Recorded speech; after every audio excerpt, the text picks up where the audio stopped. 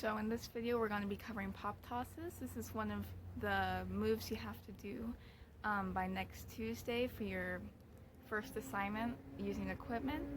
Just like you have to do 5 palm rolls that we covered in the last video, you have to do 5 pop tosses in a row. So let's get started. Going to take your flags, and if your right hand, just like palm rolls, is going to be under the tab, and your left hand over the tape or over the bottom tape. Over the tape. Now instead of starting like this or at a straight angle, you're going to be tilting it with the silk to your right side. Silk to the ground on your right side. Now when you tilt it, you don't want it to be up here and you don't want it to be down here. You want your left hand to be level with your shoulder and your right hand about at your hip. That should be the proper position.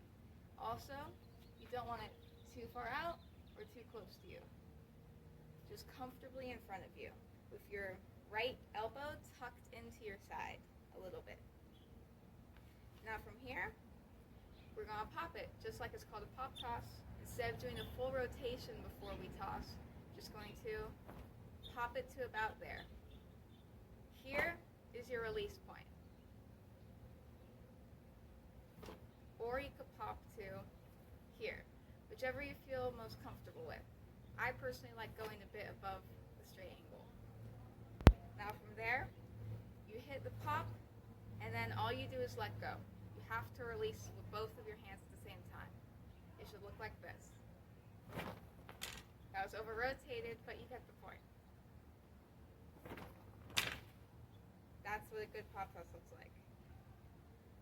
So you pop it here, and you let go of both hands at the same time. You don't want to hold on with your right hand while it keeps going, or your left hand, or else it's just going to mess the whole thing up. Another thing, you don't want it to go too high, like that. You don't want to extend your arm all the way up when you let go, but you also don't want it to be too short like this, or else it's going to hit the ground like that. You want the pole and flag to stay about neck to face level. That's the best place for your pole and flag to stay. So like this.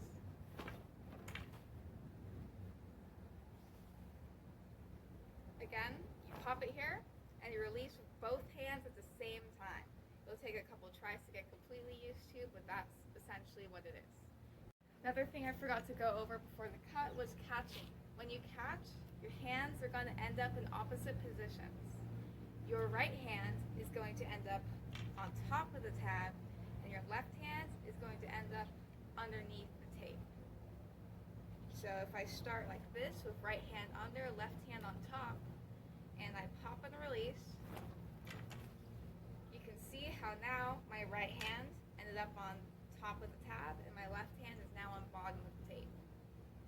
So when you go to do your next pop toss, if it's consecutive, all you do is either switch your hands, or you could try to pull apart the pop toss in this position.